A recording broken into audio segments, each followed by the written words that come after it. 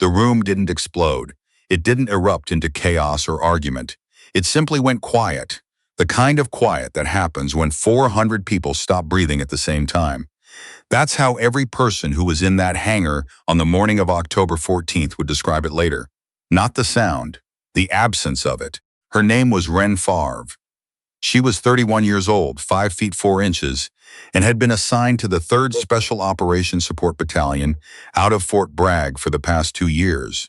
Most people in that hangar had never heard of her. The ones who had mostly wished they hadn't. The competition had been running for 6 years. It was called the Inter-Service Precision Challenge. Officially a readiness evaluation.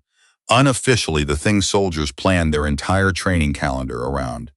16 slots, 4 branches. 1 week of elimination rounds at Eglin Air Force Base in the Florida Panhandle, ending in a final day shoot that drew brass from 3 different commands and a crowd that filled the observation stands to capacity. The woman in slot 12 wasn't supposed to be there. That was the thing everyone understood walking in. The bracket had been set 3 months earlier, and when the names were posted, there had been a long pause in the logistics office. The kind of pause that wasn't quite professional, but wasn't quite unprofessional either. Someone had eventually said, out loud, the thing several people were thinking, who authorized this?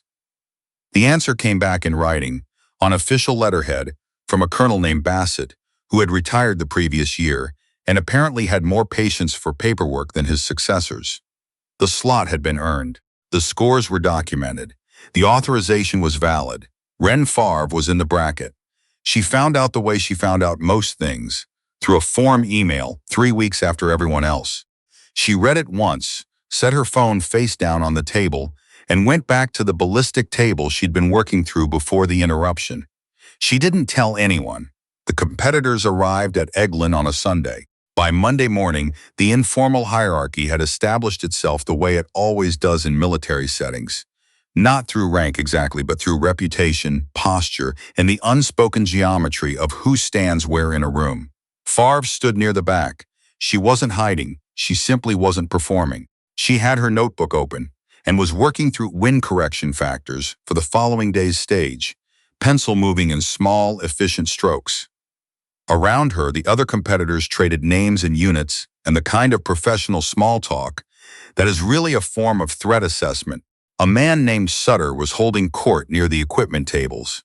Staff Sergeant Dale Sutter, Fort Campbell, Army Marksmanship Unit, 2-time challenge finalist, and the odds-on favorite in every informal poll that circulated before the event.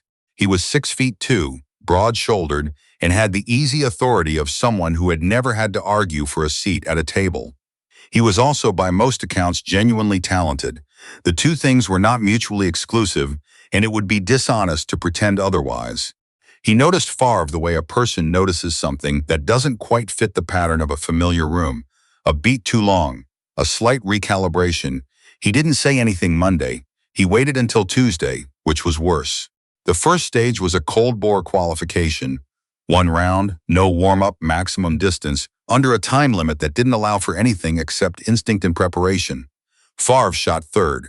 Her round landed 0.3 inches from center at 800 meters in a crosswind that had shifted twice during the preceding shooter's attempt. The scorer called it out. The room noted it. Sutter shot 7th. His round was tighter. He smiled the smile of someone who expected to be watched. At the debrief that evening, someone asked Favre about her equipment setup. She described it accurately and completely, the way she described everything. No flourish, no performance. When she got to the custom elevation turret she'd machined herself from a commercial base, a man named Creed from the Marine contingent asked her to repeat that. "You built it?" he said. "I modified it," she said. "The commercial tolerances weren't consistent enough for what I needed." There was a pause. Sutter from across the table said, "What's your background before this?" "ROTC. Then 2 years signals, then a deployment cycle, then signals," he said. Not a question. Just the word held up like an exhibit. "Yes," she said. "Huh." He looked back down at his own notes. Signals, it wasn't a slur. It wasn't anything a JAG officer would flag. It was just a word, said twice, in a tone that translated as, "I see what you are, and what you are doesn't belong here." Everyone at the table heard it. No one said anything. Favre wrote something in her notebook and didn't look up. That night, in her quarters, she ran the numbers for the next day's stage 4 more times, not because she was nervous, because the math was the math, and the math didn't care who was in the room. By Wednesday, the crowd had grown. Word travels in military communities the way it travels in small towns. Faster than you expect, more accurately than you'd think, and always carrying something extra by the time it arrives. People who weren't registered competitors started appearing in the observation areas. Some of them were there for Sutter, who was performing exactly as expected and whose scores were drawing the attention of at least 2 unit commanders in the stands. Some of them, after Tuesday's stage results were posted, were there for someone else. Favre had posted the highest aggregate score across the first 2 stages. This was a mathematical fact. The way it became known was not dramatic. A posted sheet, a cluster of people reading it, a quiet that spread outward from that cluster like ripples in still water. By 0900 on Wednesday, 400 people in the Eglin hangar knew that the woman from Signals who'd been written off before the bracket was posted was sitting at the top of the leaderboard. Sutter knew by 0830.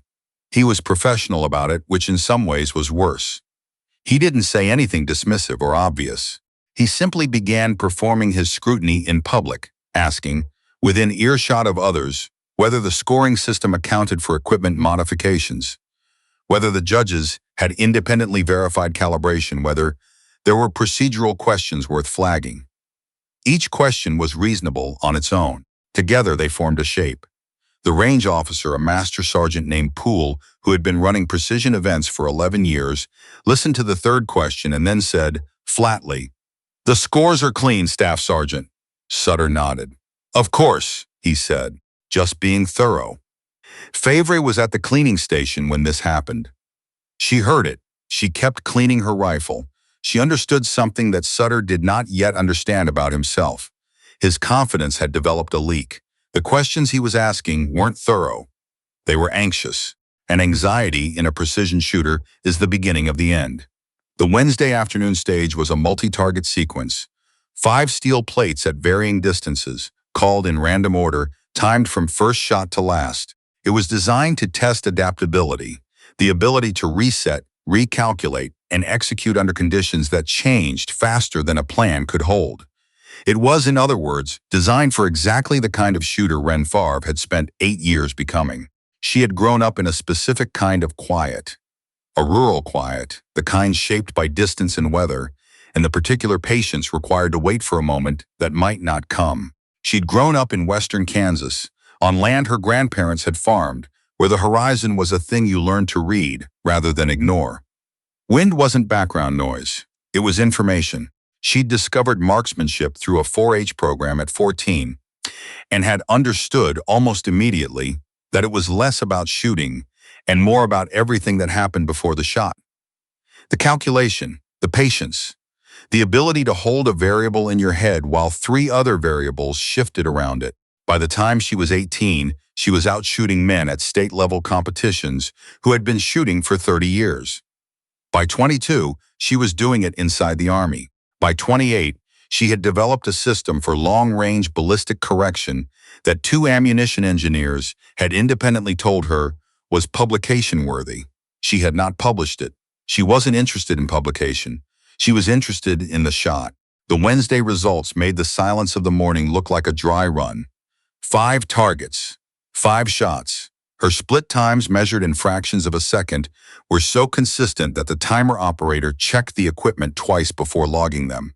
The aggregate score, factoring accuracy and speed, put her 11 points ahead of the field. 11 points was not a slight lead. 11 points at this stage of the competition was a wall. Sutter's score was third. Between him and first place was a Marine named Decker, who had quietly been posting excellent numbers all week, and a woman from Fort Bragg who had apparently been doing math problems in her head instead of socializing. He requested a conversation with the range officer that evening. The conversation was brief and, again, professional. He asked whether the multi-target format allowed for any reconsideration of the equipment modification protocols. Poole told him the equipment had been inspected and cleared before the competition started. Sutter said thank you. Poole said nothing. What happened next was not a formal escalation. It wasn't anything that would appear in a report. It was a comment made in the presence of 6 other competitors at the mess hall about whether certain scores reflected individual ability or equipment advantages that hadn't been adequately controlled for. One of the 6 people present was a specialist named Good, who had been taking notes, mentally, on everything Sutter said all week. Another was a lieutenant from the Air Force contingent named Wexler, who had competed twice before and had never seen anyone run those splits on the Wednesday stage. Neither of them said anything in the moment. Both of them went and found people to talk to afterward. The thing about a comment like that, in a room full of people trained to assess situations and act on assessments, is that it doesn't stay a comment for long. Favre heard about it at 2100 from Decker, who delivered the information the way Marines tend to deliver uncomfortable truths, directly, with minimal decoration. "Sutter's been suggesting your equipment gave you an unfair edge," he said. "He's not filing anything official, but he's talking." Favre looked at him for a moment. "Is he saying I cheated?" she said. "He's saying the question is worth asking." She thought about that. "The equipment was inspected and cleared," she said. "Before day one, I know the modification I made is within the competition specifications. I know that too. Then what's the question?"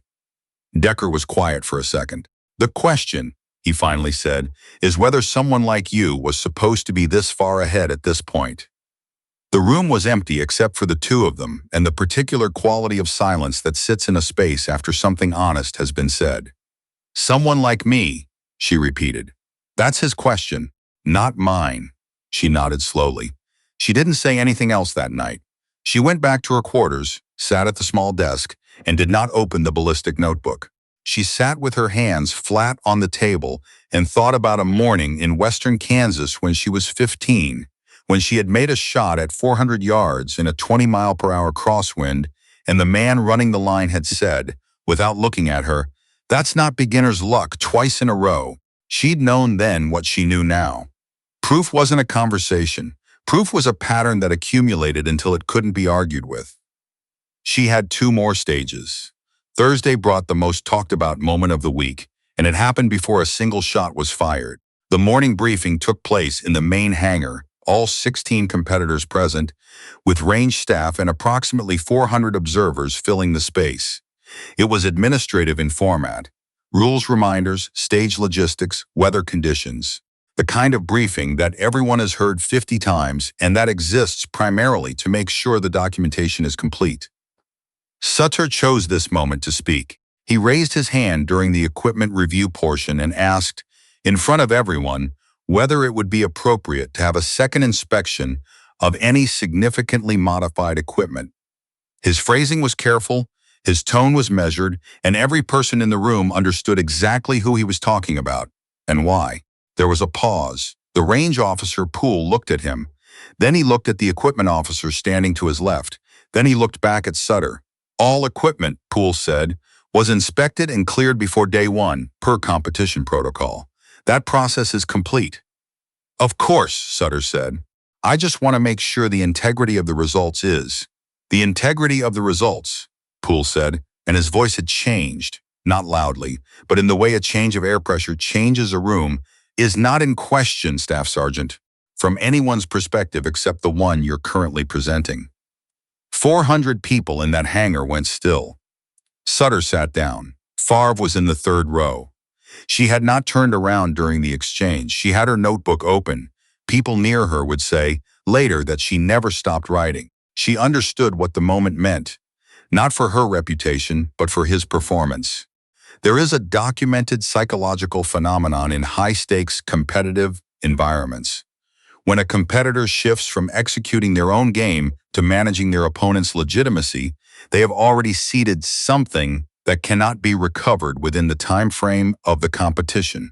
The cognitive load of grievance crowds out the cognitive bandwidth of preparation.